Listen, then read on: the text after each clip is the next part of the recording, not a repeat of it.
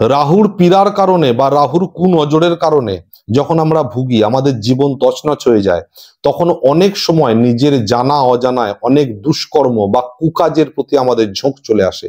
অনেক খারাপ কাজ আমরা করে ফেলি, অনেক অবৈধ সম্পর্কে জড়িয়ে যেতে পারি, বা কোনো দুষ্কর্ম যা অসামাজিক কাজের মধ্যেও আমরা জড়িয়ে যেতে পারি। তার কারণটা হচ্ছে তাড়াতাড়ি যাতে সেখান থেকে মুক্তি পাই। আপনাদেরকে রাহু থেকে বাঁচার জন্য একটা খুব সুন্দর উপায় বলবো, অর্থাৎ রাহুর পীড়া থেকে বাঁচতে এই উপায়টি পালন করে দেখুন। মাত্র 4টে সপ্তাহ করবেন। কোন দিন করবেন? শনিবার দিন করবেন। 4টে শনিবার আপনাকে করতে হবে। বাড়িতে দেখবেন অনেক কাঁচের খালি বোতল পড়ে থাকে, যেগুলো আমরা ব্যবহার করি না, বাড়ির মধ্যেই থাকতে হবে। তাহলে বাড়ির মধ্যে কোনো কাঁচের খালি বোতল যেটা ব্যবহার করা হয় না, সেরকম একটি খালি বোতল সংগ্রহ করবেন। এবার এর মধ্যে দোকান থেকে খানিকটা কারণ বা মদ কিনে আনবেন।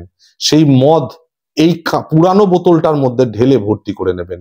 তাহলে বাড়ির পুরানো কাঁচের বোতলের মধ্যে মদ ঢেলে ভর্তি করেছেন। এবার ছিপি লাগিয়ে দিয়ে ওই শনিবার দিন আপনাকে বাড়ির বাইরে কোনো নির্জন স্থানে ফেলে দিয়ে আসতে হবে।